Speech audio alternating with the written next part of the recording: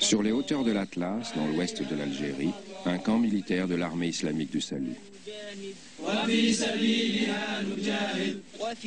Ces hommes se considèrent comme les dirigeants légitimes de l'Algérie.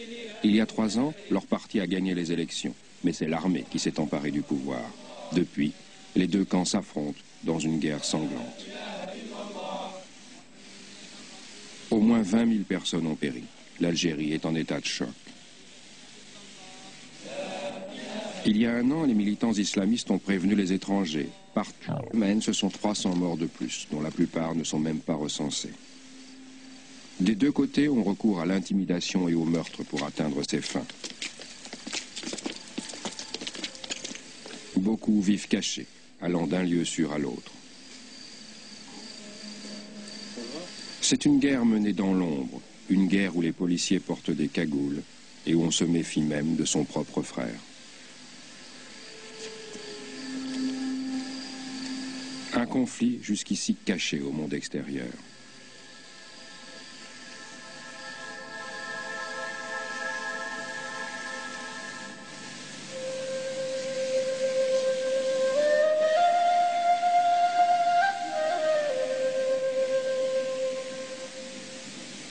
Une famille se souvient de Katia, une jeune fille de 16 ans, assassinée pour ne pas avoir porté le foulard.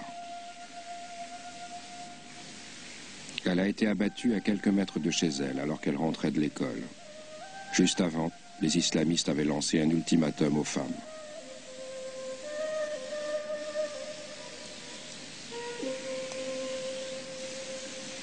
Le père de Katia avait tout d'abord souhaité qu'elle porte le foulard pour sa propre sécurité.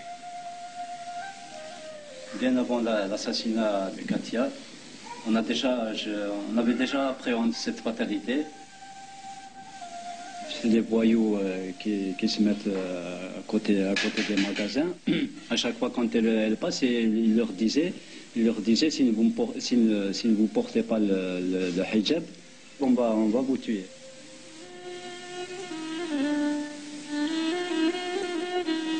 Finalement, la famille avait décidé de ne pas se soumettre aux intégristes et d'ignorer les menaces. Et on avait quelques-unes qui ne portaient pas le hijab. Elle n'était pas la seule. Mais elle était contre le hijab. Elle ne voulait jamais, elle a dit un jour, plutôt mourir que porter le hijab. Aux yeux des islamistes, Katia incarnait des valeurs importées par l'Occident en Algérie. Beaucoup de ses camarades, entre autres celles qui étaient avec elle au moment de sa mort, s'étaient résignées à porter le voile. Bon, il était à côté de Katia. Après, après, il a fait signe de main caïna.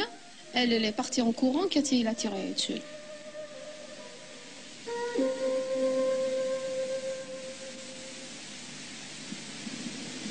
Un mois et demi, un mois et demi.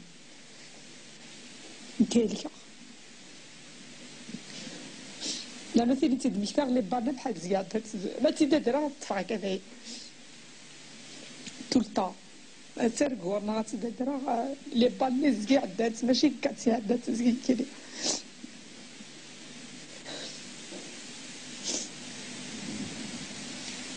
Comme des milliers d'autres Algériens, Katia s'est trouvée prise dans un conflit qui la dépassait.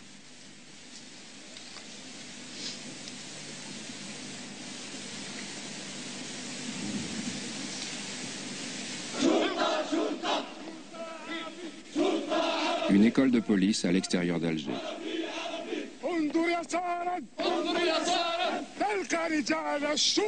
La durée de la formation a été réduite de moitié pour pouvoir accroître le nombre de policiers dans les rues et remplacer ceux qui ont été tués. Car ils sont la cible de prédilection des attaques intégristes.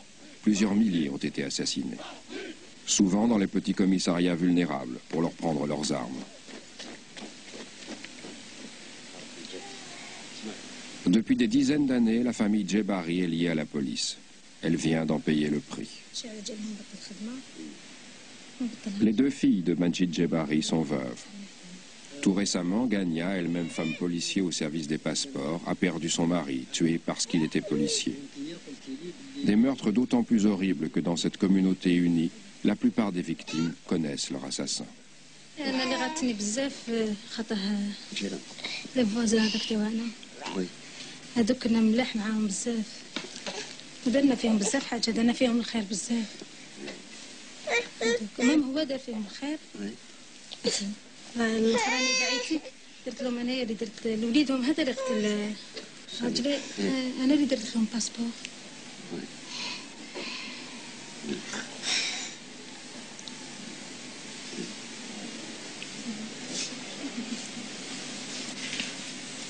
Il a fallu واحد حبيبه هو اللي سينيالي son vrai ami qui l'a signalé ومن بعد كانوا يسناو فيه ومنهم لو فوازان تانيت كي كان حابط مي اللي غاتني بزاف ما كنت عارفه بلي درت له الباسبور باش يقتل سمير ويهرب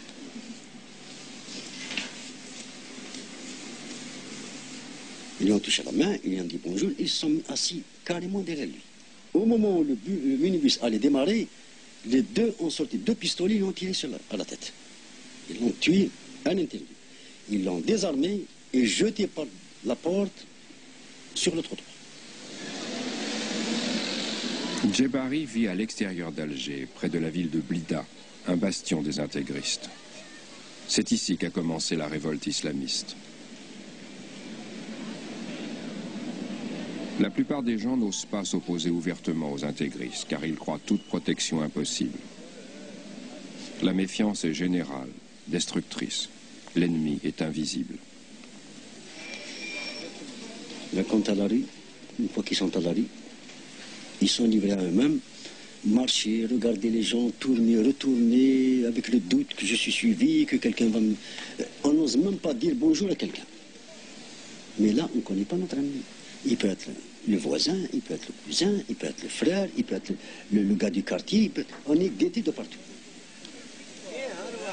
Aujourd'hui, les journaux en français sont uniquement vendus par des crieurs de rue qui partent avant la tombée du jour. Les islamistes ont interdit aux magasins de les distribuer. Les cigarettes ont disparu des kiosques.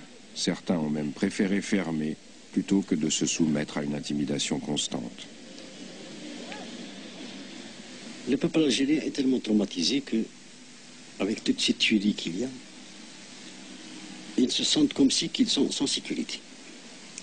C'est pour cela que le terrorisme a pris de l'ampleur.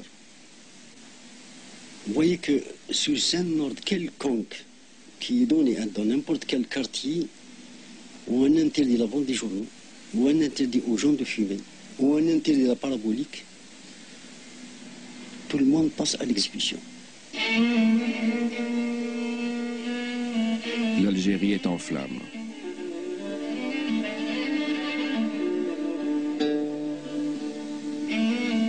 Chaque jour, les attentats islamistes se comptent par dizaines.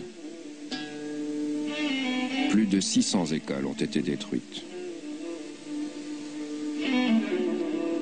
Un groupe d'hommes cagoulés a mis le feu à 6 classes du collège de Bouaréa, dans la banlieue de Blida.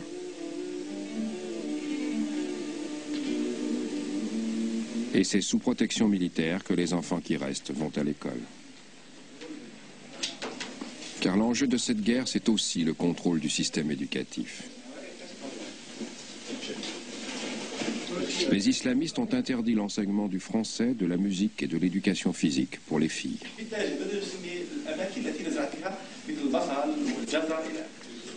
De nombreux professeurs refusent d'aller en classe.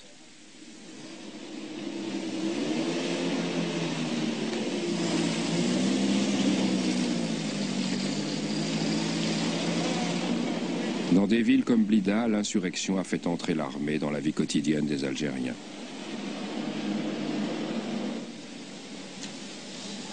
Et le plus souvent, ce sont ainsi des communautés entières qui se retrouvent otages de la lutte antiterroriste.